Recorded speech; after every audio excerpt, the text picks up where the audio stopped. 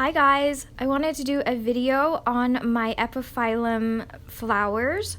So these guys I got last year as cuttings and I planted them into these pots, and I actually halfway through I upgraded the pots to slightly bigger pots because they need a lot more space to grow into. But I wanted to show you my blooms because this is the first time that this one has bloomed for me. This one I just got last year, so I'm pretty happy to see some of the blooms, and I believe that one I also got last year as well.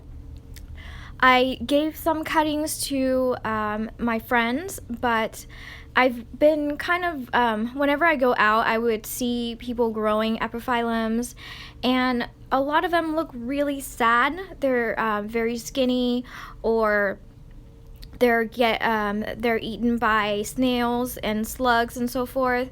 So, and a lot of people have asked me, like, how do you get them to bloom? And I think most of it has to do with the amount of light that they get.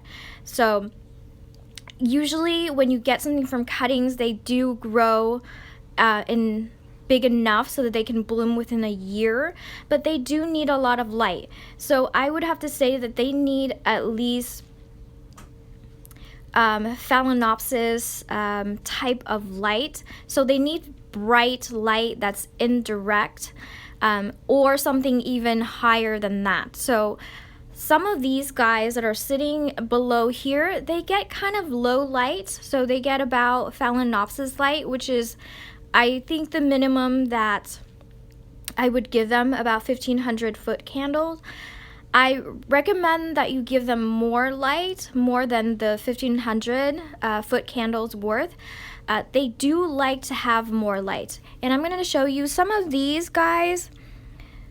The leaves are really small and they're just not doing as well as as the bottom parts, which are a lot bigger.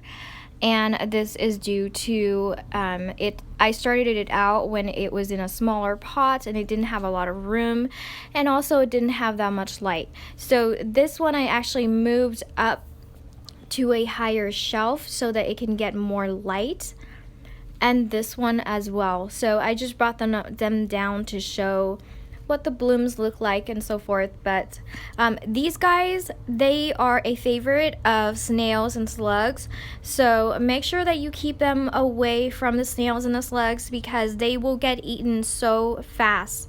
And that's one of the problems with growing them outdoors, is you can't really control that as much.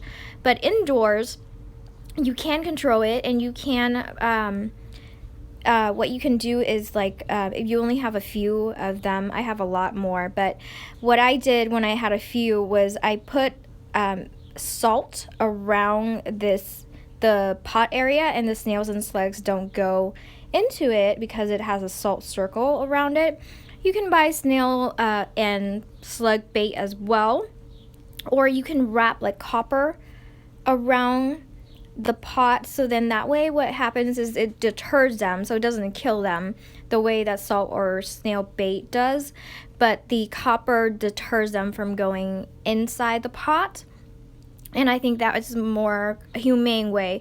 But these guys, if you grow them outdoors, they will get eaten by slugs and snails if you have them around your garden.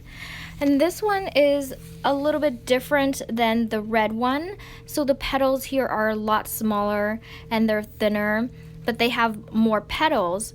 And these guys, so if you are growing the dragon fruit, the flowers look very similar to this.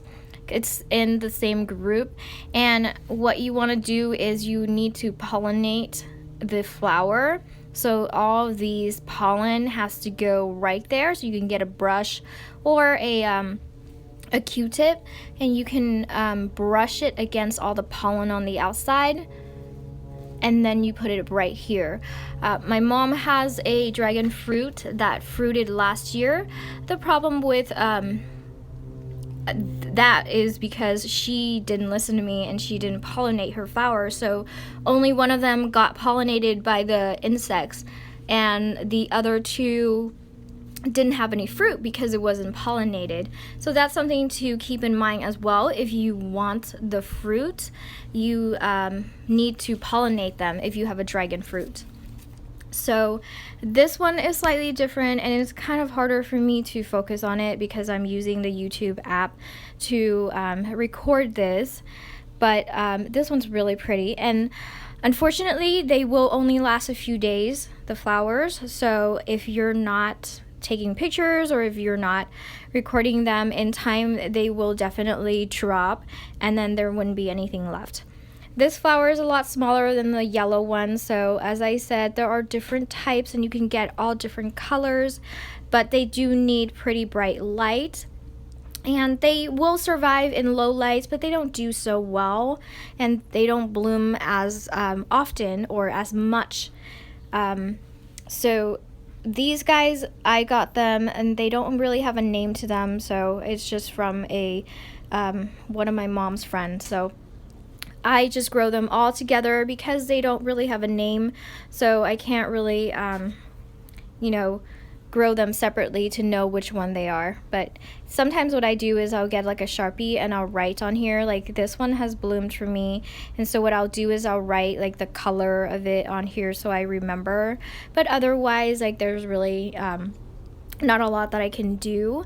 I have quite a few back here as well, and these guys I will eventually clear out my greenhouse and I'll move them up top onto the shelves higher up, so then they can get more light. But I need to get rid of a whole bunch of orchids in order to do that. So that's just wanted to show you my epiphyllums. Thanks for watching, everyone.